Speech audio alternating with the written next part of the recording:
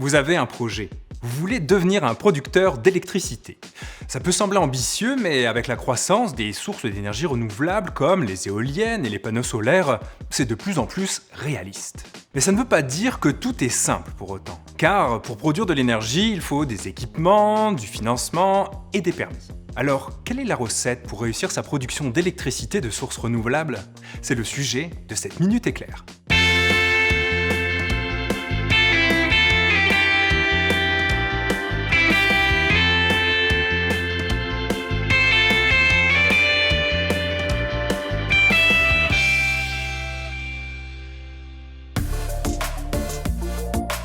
Est-ce qu'acheter de l'électricité, c'est comme acheter un téléphone?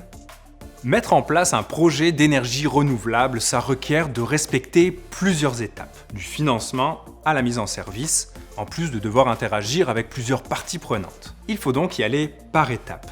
Et comme l'explique André Turmel, avocat associé et coprésident du groupe Énergie Globale au cabinet canadien d'avocats Fasken Martineau, la première étape, c'est d'évaluer la demande.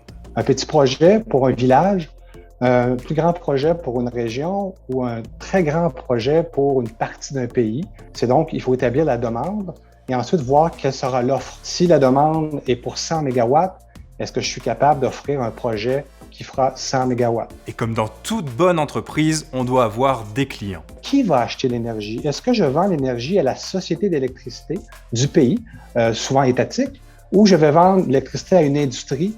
Par exemple, une cimenterie ou une aluminerie ou une industrie manufacturière. Un autre élément incontournable, c'est celui de l'acceptabilité sociale. Imaginons que vous souhaitiez construire une petite centrale hydroélectrique sur une rivière. À quel emplacement je vais installer la centrale et surtout, est-ce que j'ai l'acceptabilité sociale de la population qui vit sur la rivière, qui pêche sur la rivière? Est-ce que je suis capable d'obtenir l'aval de la population? Aujourd'hui, il n'y a plus un projet qui se construit sans que les communautés locales soient consultées. Une fois qu'on a obtenu l'acceptabilité sociale, qu'on aura obtenu les garanties de paiement, les permis, donc on s'assurer de ne pas détruire l'environnement pour ce faire. On va se poser la question, que se passera-t-il à la fin du contrat? Est-ce qu'on va démanteler la centrale ou on va simplement la continuer?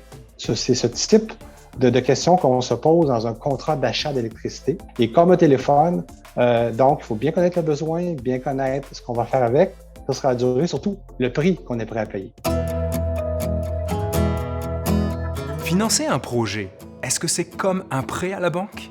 J'entends certains d'entre vous me demander « Mais qui a les moyens de construire un barrage hydroélectrique ?» Eh bien, c'est là qu'arrive l'étape du financement. Typiquement, dans les projets d'énergie, on verra celui qui lance un projet disposer de capitaux propres environ entre 25 et 30 % du coût du projet.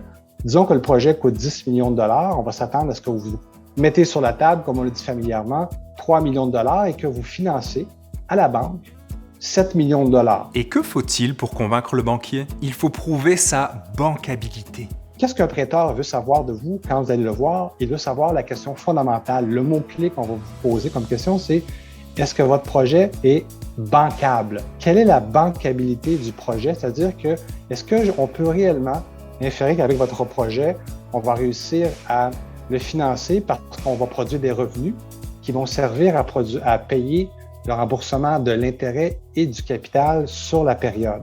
Et si l'acheteur de l'électricité fait défaut, que se passe-t-il? Une fois qu'on démontre qu'il est finançable, que se passe-t-il quand un défaut de paiement? Quand l'acheteur d'électricité ne fait pas le paiement sur la dette, ne fait pas le paiement sur l'intérêt.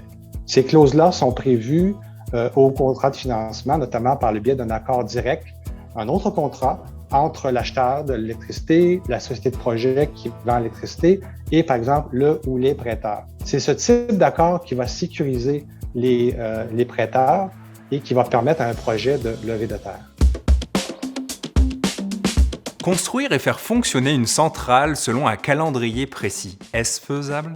Si vous êtes déjà fait construire une maison, vous le savez sans doute, gérer les travaux, ce n'est pas toujours simple. Imaginez pour un barrage hydroélectrique ou des éoliennes. C'est pourquoi le travail du juriste devient important. La première question qu'on se pose, c'est qui va gérer le risque pendant la période de construction? Est-ce que c'est moi, le propriétaire, qui a réussi à mettre des capitaux propres à faire financer le projet? ou je vais plutôt demander à l'entrepreneur de prendre 100% des risques durant la période de construction. Et cela, on va voir, ça sera pris en compte dans un contrat d'ingénierie de construction qu'on appelle souvent EPC, qui permettra de partager les risques entre le propriétaire de la centrale et le constructeur. Certains vont prendre plus de risques, d'autres vont vouloir ce qu'on appelle un contrat clé en main.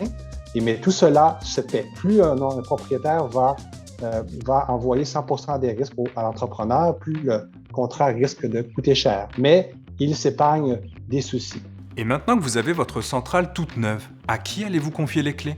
À qui pouvez-vous faire confiance pour l'exploiter? Là encore, le juriste intervient. L'exploitation de la centrale pourra se faire par le propriétaire lui-même s'il s'agit d'une société d'État, une société étatique qui opère le réseau, ou ça pourrait être encore là donné sous contrat à un exploitant qui va, pendant la période de 15, 20 ou 25 ans, la période de durée du contrat de vente d'électricité et de la concession, qui va exploiter et qui va faire la maintenance. Parce que c'est une chose d'exploiter, de faire rouler la turbine éolienne, la turbine hydroélectrique.